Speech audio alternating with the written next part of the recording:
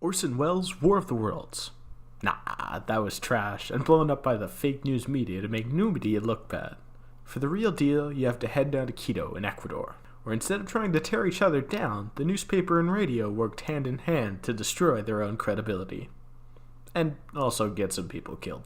It all started with the newspaper publishing reports of mysterious occurrences. Then a few weeks later, almost verbatim, the radio station reenacted Orson Welles' script, War of the Worlds, with, which is quite frankly insane, an impersonator of the mayor, who I am not kidding, stated, "People of Quito, let us defend our city. Our women and children must go out to the surrounding heights and leave the men free for action and combat." As you can imagine, people panicked, and the army and police rushed off to the mountains to face the alien menace. Then, the radio station, in a stroke of genius, announced it was a hoax while thousands were in the streets, and the emergency services had gone off to fight the aliens. This resulted in a riot where over 100 people stormed the station and set it ablaze. This resulted in the death of 20 people and over $350,000 in damages. Remember, this is 1949, so that's like $14 billion today. Trust me, my math game's on point.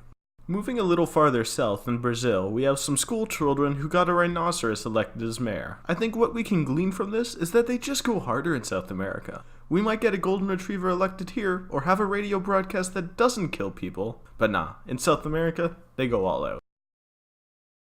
But Westerners were not always complete pansies. In the cradle of modern democracy, Plato was philosophizing and got around to coming up with a definition of what makes a man a man. He decided to go with, a man is an upright, featherless biped with broad, flat nails, to which Diogenes proceeded to refute by plucking the feathers from a male rooster and bringing it to Plato's school, then throwing it on the floor and stating, "Here is Plato's man." A little later on in history, only about 2400 years, the Brits jumped on the bandwagon of fucking with people in Greece. This case, however, involved the British intelligence and the Nazis, raising the stakes ever so slightly. The operation was simple. Dress up a corpse in the attire of an officer of the Royal Marines, place documents identifying him as a captain and detailing the plans of an Allied invasion of Greece, and float him onto the shore.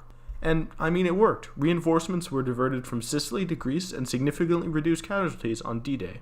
This one kinda leaves me torn. I'm a big fan of not being a Nazi, but they could have killed more Nazis. That's all, folks.